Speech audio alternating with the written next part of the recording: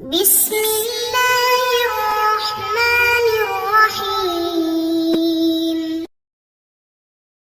السلام علیکم ورحمۃ اللہ وبرکاتہ۔ امید ہے کہ آپ سب ایمان، صحت، عافیت اور برکت کے ساتھ ہوں گے۔ آج ہم سبق نمبر 49 کو پڑھیں گے، جس کا عنوان ہے مجاز مرسل، مجاز مرکب اور مجاز عقلی کا بیان۔ تو سب سے پہلے عبارت اور ترجمہ، اس کے بعد انشاءاللہ تفصیل پڑھیں گے۔ المجاز المرسل هو مجاز علاقته غير المشابهة كالسببية في قولك عزمت يد فلان أي نعمته التي سببها اليد، والمسببية في قولك أمطرت السماء نباتا أي مطر يتسبب عنه النبات، والجزئية في قولك أرسلت العيون لتطلع على أهوال العدو أي الجواسيس، والكلية في قوله تعالى يجعلون أصابعهم في آذانهم أي أناملهم، واعتبار ما كان في قوله تعالى وآتوا اليتامى أموالهم أي البالغين، واعتبار ما يكون في قوله تعالى إني أراني أعصر خمرا أي عنبا، والمحلية نحو كرر المجلس ذلك أي أهله، والحالية في قوله تعالى ففي رحمة الله هم فيها خالدون أي جنته۔ المجاز المركب إن استعمل في غير ما وزع له، فإن كان لعلاقة غير المشابهة سمي مجازا مركبا، كالجمل الخبرية إذا استعملت في الإنشاء نحو قوله هوايا مع الركب اليمانين مسعد، جنيب وجسمان بمكة موثق، فليس الغرض من هذا البيت الإخبار بل إظهار التحزن والتحسر، وإن كانت علاقته المشابهة سمي استعارة تمثيلية، كما يقال للمتردد في أمر أراك تقدم رجلا وتؤخر أخرى۔ المجاز العقلي هو إسناد الفعل أو ما في معناه إلى غير ما هو له عند التكلم في الظاهر لعلاقة، نحو قوله أشاب الصغير وأفنى الكبير، كر الغداة ومر العشيش، فإن إسناد الإشابة والإفناء إلى كر الغداة ومرور العشيش إسناد إلى غير ما هو له، إذ المشيب والمفني في الحقيقة هو الله تعالى۔ ومن المزاج العقلي إسناد ما بني للفاعل إلى المفعول، نحو عيشة راضية، وعكسه نحو سيل مفعم، والإسناد إلى المصدر نحو جد جده، وإلى الزمان نحو نهاره صائم، وإلى المكان نحو نهر جار، وإلى السبب نحو بنى أمير المدينة، ويعلم مما سبق أن المجاز اللغوي يكون في اللفظ والمجاز العقلي يكون في الإسناد۔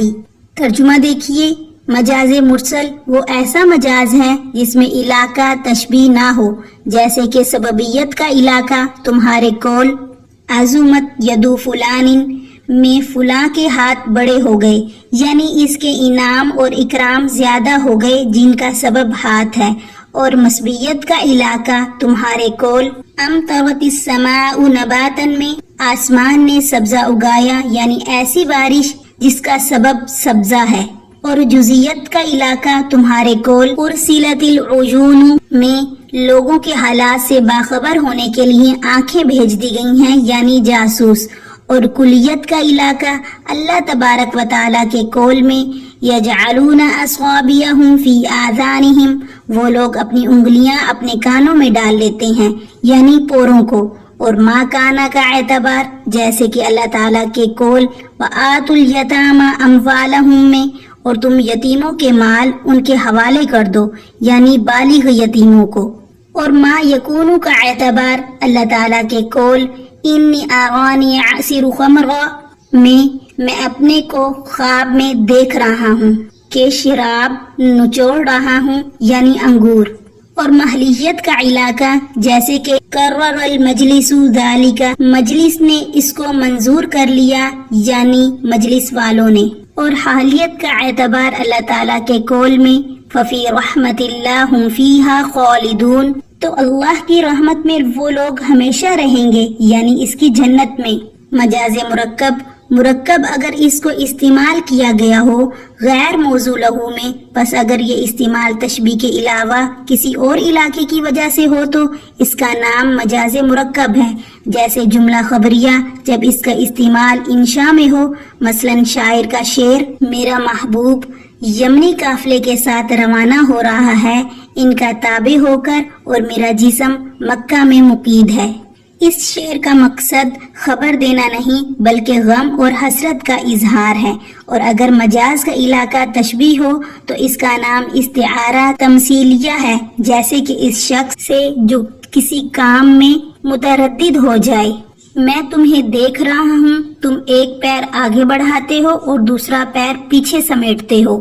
مجاز عقلی وہ فعل یا معنی فعل کی نسبت کرنا ہے غیر ما ہوا لہو کی طرف تکلم کے وقت ظاہر حال کے اعتبار سے کسی رابطے کی وجہ سے، جیسے کہ شاعر کا شعر چھوٹے کو بوڑھا بنا دیا اور بڑے کو فنا کر دیا صبح کے بار بار آنے اور شام کے گزر جانے نے، کیونکہ جوان کرنے اور فنا کرنے کی نسبت صبح کے بار بار آنے اور شام کے گزرنے کی طرف کرنا اس چیز کے علاوہ کی طرف نسبت کرنا ہے جس کے لیے وہ ہے، اس لیے کہ جوانی عطا کرنے والا اور فنا کرنے والا در حقیقت اللہ رب العزت ہے۔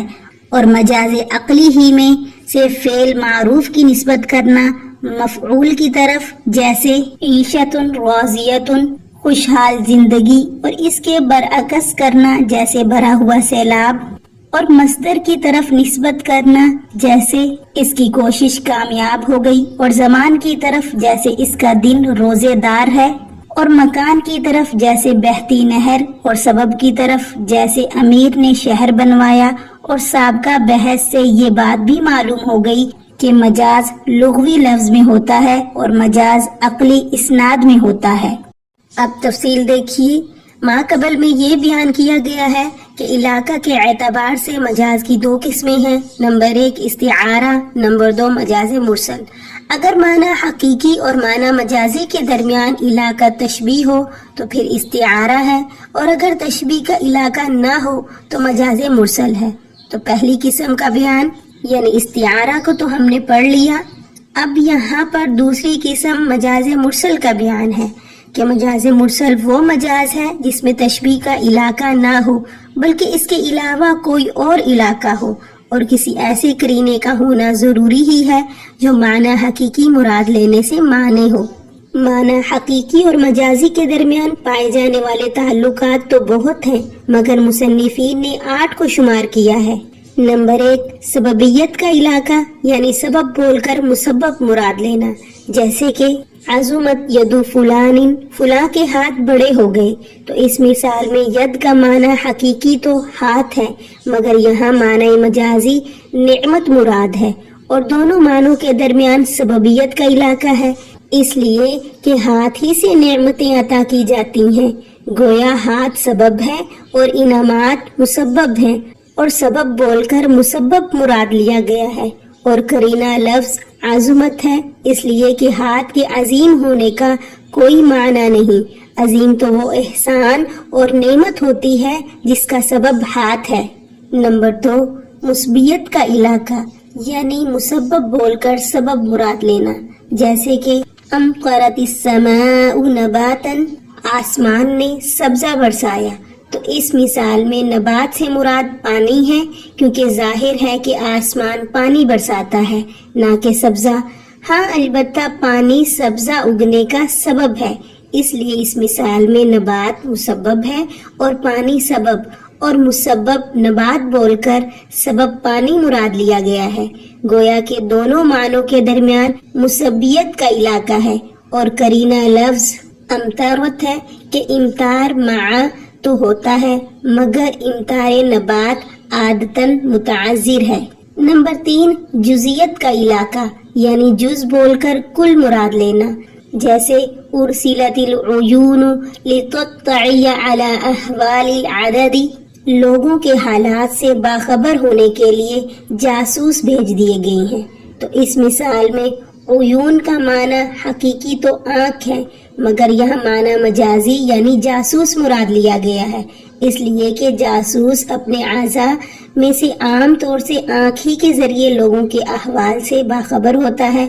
اور آنکھ اس کا ایک جز ہے، اور جز بول کر کل مراد لیا گیا ہے، اس لیے دونوں معنوں کے درمیان علاقہ جزیت ہے، اور کرینہ لفظ ارسلتی ہے، صرف آنکھوں کا بھیجنا ناممکن ہے۔ نمبر 4، کلیت کا علاقہ یعنی کل بول کر جز مراد لینا، جیسے کہ یجعلون اصابعہم فی آذانہم، وہ لوگ اپنی انگلیاں اپنے کانوں میں ڈال لیتے ہیں، تو اس مثال میں اصابع سے مراد اناملہ یعنی پورے ہیں۔ اصابع کا معنی حقیقی مراد لینا تو دشوار ہے، اس لیے کہ کوئی انسان اپنی پوری انگلی کان میں نہیں ڈال سکتا، گویا کہ آیت کریمہ میں کل بول کر جز مراد لیا گیا ہے، لہٰذا دونوں معنی میں کلیت کا علاقہ پایا جاتا ہے۔ نمبر 5، ماکانہ کا علاقہ یعنی زمانہ گزشتہ کا اعتبار، جیسے کہ وآل الیتامى اموالہم، اور تم یتیموں کی اموال ان کے حوالے کر دو، تو اس آیت میں یتامہ سے مراد بالغ لوگ ہیں، کیونکہ یتیم لغت میں ان کمسن بچوں کو کہتے ہیں جن کے باپ کا انتقال ہو گیا ہو۔ ظاہر ہے کہ ایسے کمسن بچے کو مال حوالے کر دینے سے وہ مال ضائع ہو جائے گا، اس لیے اس کو مال دینے کا حکم غیر معقول ہے، بلکہ حقیقت میں اللہ رب العزت کا حکم ان لوگوں کے لیے ہے جو پہلے یتیم تھے مگر اب وہ سن رشد کو پہنچ چکے ہیں، یعنی مطلب ہے کہ اعتباری ماکانہ کا اور کرینہ لفظ آتو ہے کہ ایتا مال کا حکم حالت یتیم میں چونکہ ممنوع ہے، اس لیے یقینی طور پر یہاں یتیم سے مراد بالغ ہوگا۔ نمبر 6، ما یکونو کا علاقہ، دو معنوں میں کبھی ما یکونو کا علاقہ ہوتا ہے، یعنی زمانہ آئندہ کا اعتبار، جیسے کہ انی ارانی اعصر خمرا، اس میں اپنے آپ کو کہ میں اپنے آپ کو دیکھ رہا ہوں کہ شراب نچوڑ رہا ہوں۔ اس آیت میں خمر یعنی شراب سے مراد عنب یعنی انگور ہے، کیونکہ ظاہر ہے کہ کوئی شخص خمر کو نہیں نچوڑے گا، اس لیے کہ خمر تو خود نچوڑی ہوئی چیز کو کہتے ہیں، ہاں البتہ انگور کو نچوڑ کر خمر بنایا جاتا ہے، تو چونکہ زمانہ مستقبل میں وہ عنب خمر ہی بن جاتا ہے، اس لیے ما یکونو کا اعتبار کرتے ہوئے عنب کو خمر کہہ دیا گیا، اور کرینہ عصیرو ہے یعنی نچوڑنا۔ یہ ایسے ہی ہے جیسے عرف عام میں طالب علم کو لوگ مولانا صاحب کہہ دیتے ہیں، اس لیے کہ بعد میں چل کر وہ مولانا ہی ہونے والا ہے۔ نمبر 7، محلیت کا علاقہ یعنی محل بول کر حال مراد لینا، جیسے کہ قرر المجلس ذالک، مجلس نے اس کی منظوری دے دی، یہ مجلس سے مراد اہل مجلس ہے، اس لیے کہ مجلس تو اس جگہ کا نام ہے جہاں لوگ اکٹھے ہوں، ظاہر ہے اس مجلس کے کسی چیز کو منظور کرنے کا سوال ہی نہیں پیدا ہوتا، بلکہ مراد وہ لوگ ہیں جو مجلس میں ہوں،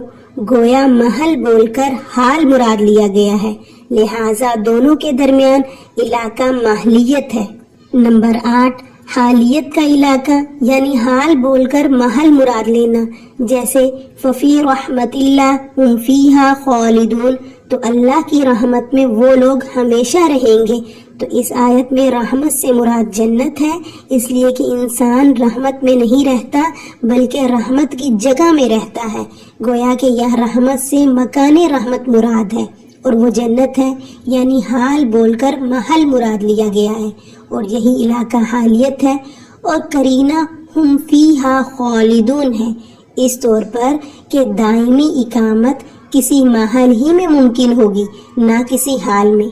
آگے فرمایا المجاز المرکب، تو یہاں سے مصنفین مجاز مرکب کو بیان فرما رہے ہیں۔ ما قبل میں ہم نے مجاز مفرد کا بیان پڑھا،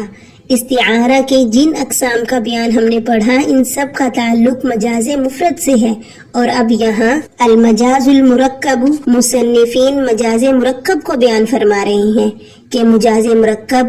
وہ جملہ ہے جس کو معنی غیر موضوع لہو میں استعمال کیا گیا ہو اور دونوں معنوں کے درمیان تشبیہ کا علاقہ نہ ہو، جیسے کہ وہ جملہ خبریہ جس کو انشاء کے معنی میں استعمال کیا جائے، مثلا شاعر کا شعر ہوا یا معرق بالیمانین مسعد جنیب و جسمانی بمکۃ موثق، تو اس شعر کو اس کے معنی حقیقی میں نہیں استعمال کیا گیا کہ اس سے مقصد لوگوں کو محبوب کی روانگی اور اپنے آپ کے مقید ہونے کی خبر دینا مقصود ہو، بلکہ مقصد رنج اور غم کا اظہار ہے اور یہ انشاء ہے۔ اور اگر دونوں معنوں کے درمیان تشبیہ کا علاقہ ہو تو پھر اس کا نام استعارہ تمثیلیہ ہے، لیکن اس میں یہ بھی شرط ہے کہ معنی حقیقی مراد لینے سے کوئی معنی موجود ہو، جیسے کہ اراک تقدم رجلا وتؤخر اخرى، تو اس مثال میں ایک لفظ مرکب جملہ ہے جس کا معنی حقیقی پیر کا آگے بڑھانا اور پیچھے ہٹانا ہے، مگر یہاں معنی حقیقی میں استعمال نہیں کیا گیا، بلکہ یہ جملہ کسی امر میں تردد کے موقع پر بولا جاتا ہے اور یہاں یہی دوسرا معنی مراد ہے، اور دونوں معنوں میں تشبیہ کا علاقہ ہے، اس لیے کہ متردد آدمی کی حالت بھی ایسے ہی رہتی ہے، گویا ہیئۃ المتردد فی امری مشبہ ہے، ہیئۃ المتردد المقدم رجلا والمؤخر اخرى مشبہ بھی ہے۔ اب تک جو بحث بھی مجاز کے متعلق ہم نے پڑھی اس کا تعلق مجاز لغوی سے تھا۔ آگے فرمایا المجاز العقلیش، تو یہاں سے مصنفین مجاز عقلی کی وضاحت فرما رہے ہیں۔ مجاز لغوی میں کلام یا لفظ سے بحث ہوتی ہے اور مجاز عقلی میں اسناد سے، تو فرماتے ہیں کہ مجاز عقلی نام ہے فعل یا معنی فعل کی نسبت کرنا غیر ما ہوا لہو کی طرف کسی علاقے کی وجہ سے، یعنی یہ نسبت جس چیز کی طرف ہو رہی ہے محض ظاہر کے اعتبار سے ہو، حقیقت میں نہ ہو، جیسے کہ شاعر کا شعر اشاب الصغیرہ و افنی الکبیرہ کر الغداتی و مر العشیشی، تو اس شعر میں اشابتی اور افنائی کی نسبت کر الغداتی اور مر العشیشی کی طرف کرنا اسناد غیر حقیقی ہے، اس لیے کہ ایک مومن کا یہی عقیدہ ہے کہ جوانی عطا کرنے والا اور انسان کو موت کے گھاٹ اتارنے والا حقیقت میں اللہ رب العزت ہی ہے، تو واضح رہے کہ مجاز عقلی اور اسناد مجازی دونوں ایک ہی ہیں۔ آگے فرمایا ومن المجاز العقلیشی، تو یہاں سے مجاز عقلی کے پائے جانے کی صورتیں ہیں جو کہ مختلف ہیں، جن میں سے ایک صورت یہ ہے کہ مبنی للفاعل یعنی فعل معروف کی نسبت بجائے فاعل کے مفعول کی طرف کی جائے، جیسے کہ عیشت الراضیہ خوشحال زندگی، تو اس مثال میں محل استشہاد راضیہ ہے جو مبنی للفاعل ہے، کیونکہ روزیہ یا رضا کا اسم فاعل ہے اور اسم فاعل فعل معروف ہی کے حکم میں ہوتا ہے، اور راضیہ کی اسناد اسم ضمیر کی طرف ہو رہی ہے اور اس میں مستتر ہے جس کا مرجع عیشتن ہے جو حقیقت میں مفعول بھی ہے، اس لیے کہ عیشتن کے معنی زندگی کے ہیں، اور یہ بات بالکل ظاہر ہے کہ زندگی خوشحال نہیں ہوتی بلکہ صاحب زندگی خوشحال ہوا کرتا ہے، تو معلوم ہوا کہ عیشت الراضیہ حقیقت میں عیشت مرضیہ ہے، یعنی مبنی للمفعول ہے، اور راضیہ کی نسبت عیشت ان کی طرف کرنا اسناد مجازی ہے۔ وعکسہ، یہاں سے فرماتے ہیں کہ اسناد مجازی کی ہی ایک صورت یہ ہے کہ پہلی صورت کے برعکس، یعنی بجائے مبنی للفاعل کے مبنی للمفعول، جس کا مطلب یہ ہے کہ فعل مجہول کی نسبت بجائے مفعول کے فاعل کی طرف کی جائے، جیسے کہ سیل مفعم، تو اس مثال میں محل استشہاد مفعم ہے جو مبنی للمفعول ہے، اس لیے کہ مفعول حقیقت میں فعل مجہول ہی ہوا کرتا ہے۔ یہاں بھی مفعم کی اسناد اسم ضمیر کی طرف ہو رہی ہے جو اس میں مستتر ہے، جس کا مرجع سیل ہے، تو گویا سیل مفعم کے معنی ہو گئے، بھرا ہوا سیلاب۔ اور یہ بات بالکل ظاہر ہے کہ سیلاب بھرا ہوا نہیں ہوتا، بلکہ وہ زمین بھری ہوئی ہوتی ہے جہاں سیلاب کا پانی ہوتا ہے، تو اس لحاظ سے مفعم کا مفعول گویا الوادی ہے، مگر اسے حذف کر کے مفعم کی اسناد سیلون کی طرف کر دی گئی، اور مفعم کی نسبت سیلون کی طرف کرنا ہی اسناد مجازی ہے۔ آگے فرمایا والاسناد الی المصدر، تو مجاز عقلی ہی کی ایک صورت یہ بھی ہے کہ فعل کی نسبت مصدر کی طرف کی جائے، جیسے کہ جدہ جدہ، اس کی کوشش کامیاب ہو گئی، تو اس مثال میں جدہ کی فعل کی نسبت جد مصدر کی طرف کی گئی ہے، جس کا ترجمہ یہ ہے کہ اس کی کوشش کامیاب ہو گئی، حالانکہ یہ بات بالکل واضح ہے کہ کوشش کامیاب نہیں ہوتی، بلکہ صاحب جد یعنی کوشش کرنے والا کامیاب ہوتا ہے۔ تو اس لحاظ سے گویا اصل عبارت جد صاحب الجد تھی، مگر فاعل کے حذف کر کے جدہ فعل کی نسبت جد مصدر کی طرف کر دی گئی، اور یہی اسناد الی غیر ما ہوا لہو ہے، جس کو اسناد مجازی کہتے ہیں۔ آگے فرمایا وَإِلَى الزَّمَانِ، تو اسی طریقے سے مجاز عقلی کی ایک قسم یہ ہے کہ فعل یا معنی فعل کی نسبت زمان کی طرف ہو، جبکہ اس کی نسبت فاعل کی طرف ہونی چاہیے، جیسے کہ نہارہ صائم،